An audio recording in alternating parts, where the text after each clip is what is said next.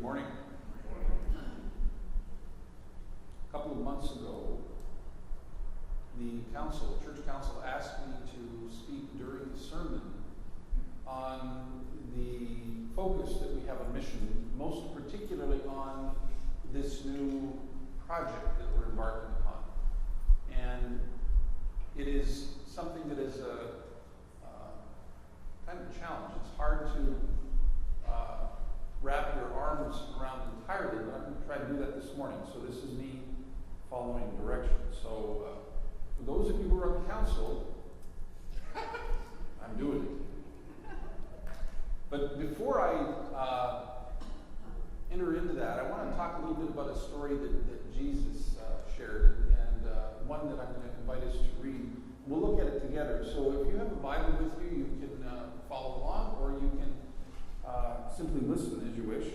We're going to be reading from the Gospel of Luke, and I'm going to read from chapter 10, starting at verse 30. This is the very, very well-known parable of the Good Samaritan, but we're going to read with slightly different eyes today. Parable of the Good Samaritan, Luke 10, verses 30 through 37. Jesus replied, "A man was going down from Jerusalem to Jericho and fell into the hands of robbers, who stripped him, beat him, and went away, leaving him half dead. Now by chance a priest was going down that road, and when he saw him, he passed by on the other side. So likewise a Levite, when he came to the place and saw him, passed by on the other side. But a Samaritan, while traveling, came near him, and when he saw him, he was moved with pity. He went to him and bandaged his wounds, having poured oil and wine on them. Then he put him on his own animal, brought him to an inn, and took care of him. The next day he took out 2 denarii and gave them to the innkeeper and said, 'Take care of him. When I come back, I will repay you whatever more you spend.' Which of these 3, do you think, was a neighbor to the man who fell into the hands of the robbers?" He said, "The one who showed him mercy."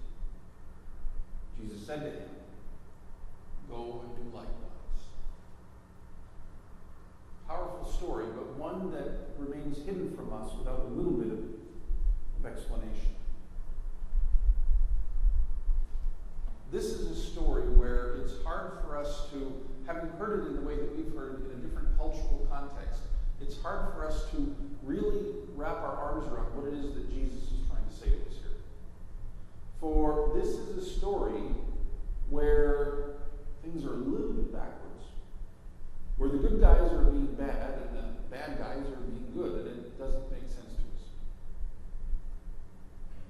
There was a man who was walking down a very unsafe road. The road from Jericho to Jerusalem was in those days known for being prone to having bandits hiding out and people being at risk.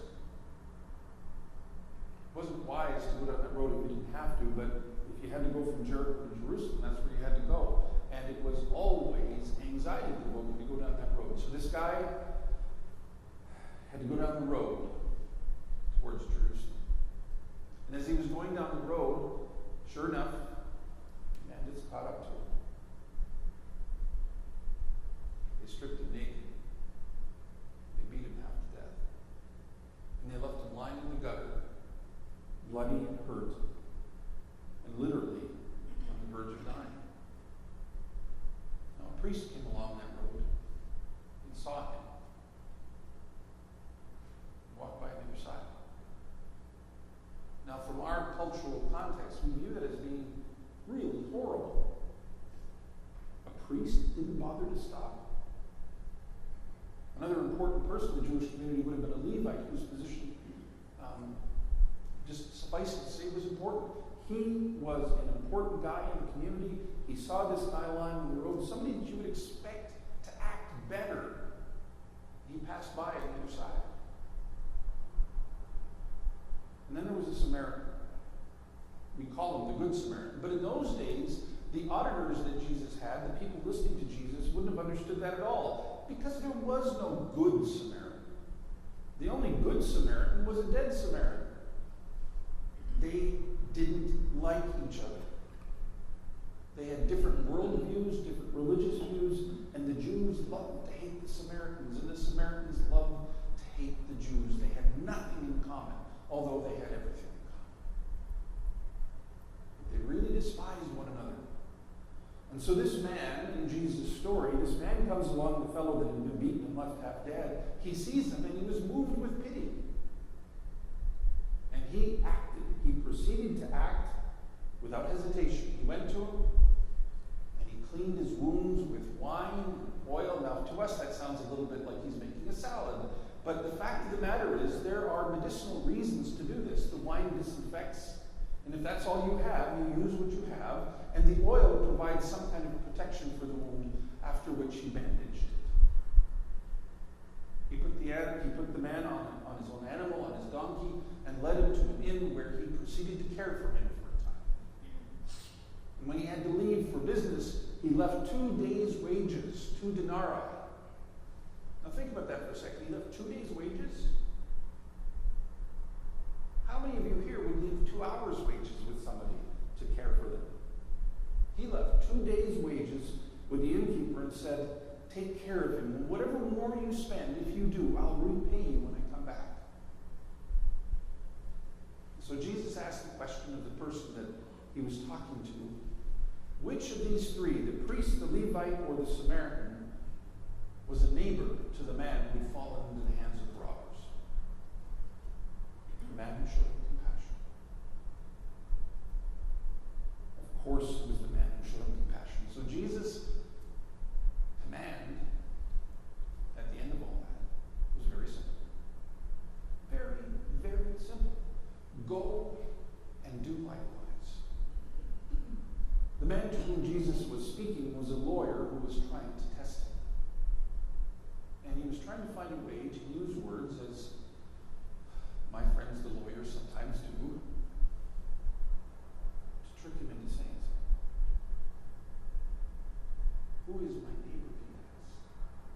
And so Jesus tells him the story of this most unlikely person who could have come up with 1,000 excuses. Now, imagine this story, the priest and the Levite. They probably were walking down the road, and the truth of the matter is, from a Jewish perspective, from the perspective of the auditors of Jesus' story, they're not the bad guys, and it would have made at least some sense to them. For if they touch a man who is bleeding and lying in the gutter, they become automatically ritually unclean, ritually impure, and the solution to that is quite complicated. It requires a lot of days and a lot of activities and sacrifices and so forth in order to become ritually clean. So that if this total stranger, possibly a Samaritan, is lying in the ditch bleeding, the last thing in the world that you want to do is touch him. So the priest couldn't do it. You can just imagine him walking by and saying something like this, boy, somebody should do something to help him. But he had to walk by. Made sense. Then the Levite, same basic situation. A leader of the community sees this horrible wretch lying in a pool of his own blood, but knows that I'm going to this meeting, I'm going to Jerusalem, I can't be ritually impure, because if I am, I can't enter to the holy place, and therefore, I'm sorry, dude, but you're on your own. Somebody should do something. And then this man, who had every reason in the world not to do anything, because it could well have been a Jew too. He could have had all kinds of excuses. You know, the roles were reversed. I know for sure he wouldn't do anything to help me.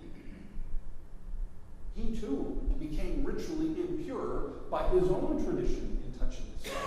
He too could have said that there were 1,000 reasons for which I can't do it. But he didn't make excuses. He didn't make excuses, he didn't offer justifications, he didn't look for reasons to get out of it. He simply acted. He saw a need, and he sought to meet it. He saw the need, and he sought to meet it. In Jesus' story, this activity, this behavior,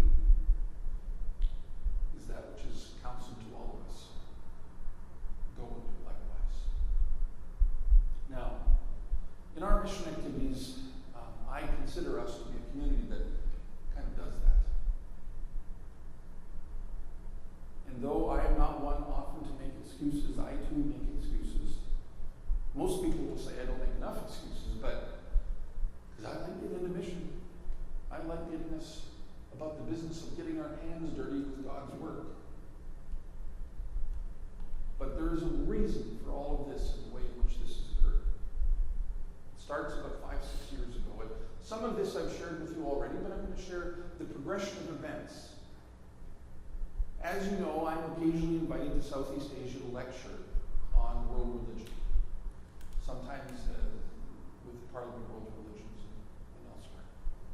And about 5-6 years ago, I was doing a lecture at which I was one of the keynote speakers, and my portion was to speak about just war theory, the Christian notion of just war theory, which, by the way, I'd love to explain to you someday if you're interested, but maybe not today.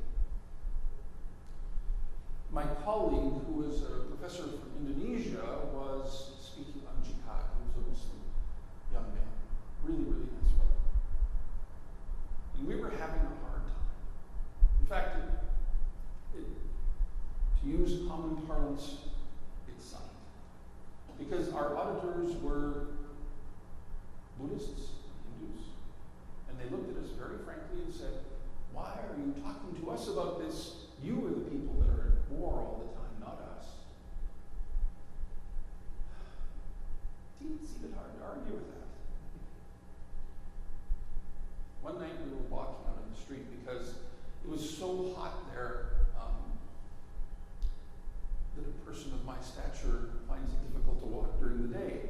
So we were walking on the street at night because it was very, very warm.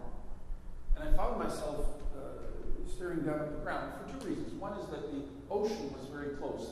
The sea was right next to me. There was sand on this side and the sea was there, and it was lovely sound. But more than that, I was looking down at my feet because there were rats everywhere. Big, big rats. And, well, not to admit weaknesses, but I don't like rats. I'm not fond of rats at all, and they kind of gross me out. And there's all these rats, and I'm looking at these rats by our feet. And my friend who was walking with me, Mahmoud, he said, "Look at that." And I said, "Yeah, I know, this is so gross." And I just wanted to get off the sidewalk and leave. And he said, "No, not that. Look over there." He was looking at the other side of the street. Now, on the other side of the street, there was door upon door, store upon store of places they call go-go bars. And these go-go bars are filled with prostitutes. And the prostitutes stand in front of the buildings, advertising their wares, as it were, dressed as one would expect a prostitute to dress, wearing all kinds of makeup. Now that's seen enough if you've not seen such a thing before. But what moved both of us so profoundly was that these girls started at about age 10 or 12. At the time, my own daughter was 16, and I couldn't help but think, what is this? I was horribly moved by this, and the first thought I had is, somebody should do something about that. And so we went back to the conference the next day and we challenged them and said, look, just war theory is based on the notion that we want to exact justice between communities when there is no justice. For justice is the social expression of love. And if it needs to be done with force, sometimes it needs to be done with force. And Mahmoud said something similar in terms of his conversation about jihad.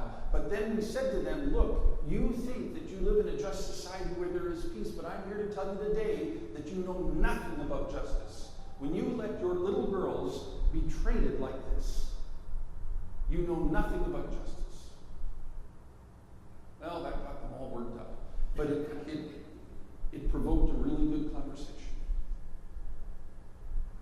I came back with this vision in my mind of these children, little girls dressed up like trollops. It moved me terribly.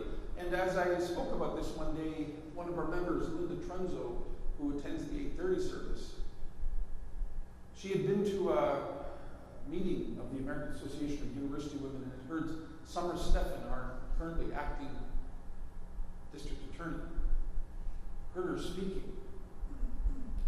And it was about the issue of human trafficking.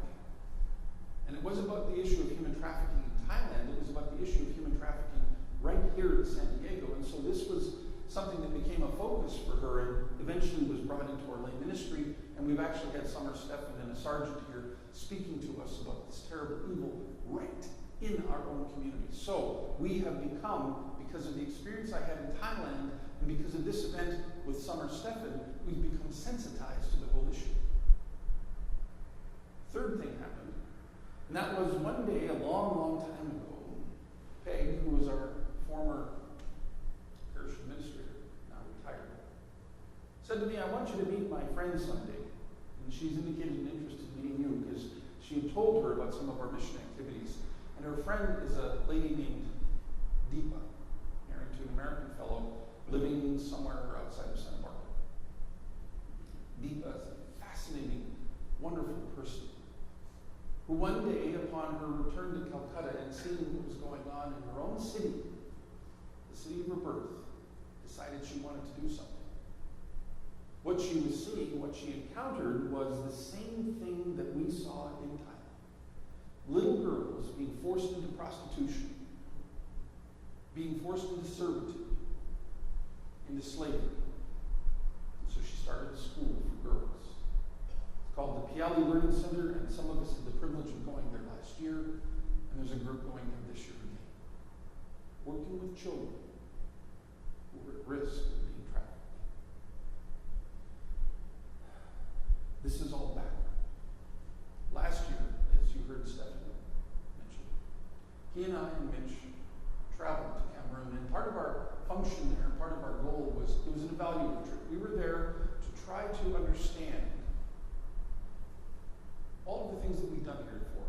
Is it useful? Has it been helpful? Has it been worthwhile? We know that we've been blessed by the work that we've done, but has it been worthwhile there? And also to look for new and more exciting and different projects for us to engage in. When we first arrived, we were met by Pastor Friso Samuel, who is Natalie's dad, for those of you who know Natalie. And Dean, who's the newly named Dean of the Faculty of Theology at the Protestant University of Central Africa. Pretty big position. And when we got there, he shared with me a project that he'd written up that was to help with street children. He asked me to read it, and I read it, and he said, can you help us? He had tried to reach out to other agencies, but had no luck. He said, can you help us? And I looked at it, and I said, oh, someone should do something, but we can't. We just can't. We're a small congregation. We just can't. We, first of all, don't have a place. Where would we do it? Second, we need to have some kind of connection with the church in order to do something like this, because if we don't, how could it possibly work? Third, we would need to have permission from the Cameroon government to do it. And you know how that is. Having permission from the government of Cameroon often involves a great deal of money. Finally, I said, we don't have qualified personnel. And where in this place would we ever find it? Good reasons. Good justifications. Certainly someone should do something about it, but we couldn't. Well, we went on our way. We went up country to Ngandere, where we've done most of our work. And when we were there, I got a visit from a man named Hammond Paul. Hammond Paul is a man that I've known for many years. Recently, he was elected senator in the government of Cameroon. And he said to me, you know, this project of Pastor Sam's, can you help? He said, the problem in Yaoundé is terrible. There are children who have fled the Boko Haram in the northern part of Cameroon and Nigeria. There are children who are coming from the Central African Republic, fleeing the civil war that is going on there. Same thing from the Congo. Can you help? And I repeated to him my litany of reasons why we could not. We don't have a house. We don't have government permission. We don't have church approbation. We don't have qualified personnel. This is just way too big for us. Somebody should do something, but we can't. Went back to Yaoundé, and when we got there, Pastor Friso was there and met us with Bishop Bagelijan. He's the bishop of the south region of the Evangelical Lutheran Church of Cameroon. And he, once again, spoke about the project and said, you know, we have these children and they have no one, and we just can't cope with them. Is there nothing that you can do to help us? And so, once again, with great passion and fervor, I expressed all of the reasons for which It was impossible for us. We are too small. We don't have a place. We don't have government permission. We don't have authorization from the church. We don't have qualified people. How can we do this? Someone should do something, but it can't be us. Well, at that point, several things happened. Pastor Frisu said, you know, when I took this position as dean of the university, I was given a house on the university campus, and my own home is now vacant. You can use that. I'm going, oh. Bishop Bageli said, there is provision in the Constitution of the Evangelical Lutheran Church of Cameroon for a relationship and a project to be developed between a congregation overseas and the region itself. And I said,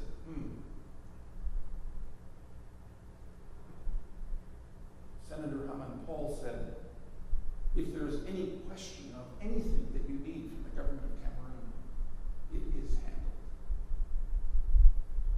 I said, oh, man. And finally, as we're sitting there, the very last thing on my list, Uncle Mitch says, you know, for qualified personnel, there is Caroline. Caroline came here some years ago and now has a Bachelor of Psychology and a Master's degree in Social Work. It places her as about the most qualified person for the position. Turns out she's finished her program. So, oh, gee. I had such good excuses. It occurs to me that in life, Jesus presents us with opportunities and possibilities to serve God's people. Always. And sometimes those opportunities seem so far beyond us and so overwhelming to us that we have rationalizations and justifications for not acting, for not doing anything. All excuses which we can in our own minds justify as being perfectly rational. But I'm here to tell you today, brothers and sisters, that if you listen hard enough, if you wait long enough, God will find ways for all of your reasons to crumble away. The project that we're about to engage in, this thing that we're doing in setting up a center, literally to save the lives of girls from slavery and overt horrors. This is us listening. Listening to God's call. Now, my prayer for you as you go out from this place today is that you understand that this is not something that we ever entered into lightly. And I have to tell you, some of us, me most particularly, did our very best to resist this idea altogether. But when God calls, there is a sense in which we are called upon to listen. So my prayer for you as you go out from this place today, and you think about the story of the Good Samaritan, listen. Listen for God's call to what it is that you might do to serve in the world. There is such profound need. There is so much evil that is taking place that we can help with. It is no longer enough just to say, someone should really do something. Or if you listen long enough and hard enough and wait for just the right time, God will show you the way. So go out from this place, brothers and sisters, and listen for God is calling you to be in His service, in the service of all His people. Amen. Let us pray. Good, gracious, and merciful Lord, in the face of all those challenges, things that you would have us do, give us courage, give us understanding, and most of all, give us faith. That through all these journeys you walk with us. You grant us the ability to do the things that you'd have us do so that your love becomes known in the world. And so that the hatred and the evil that sometimes takes its place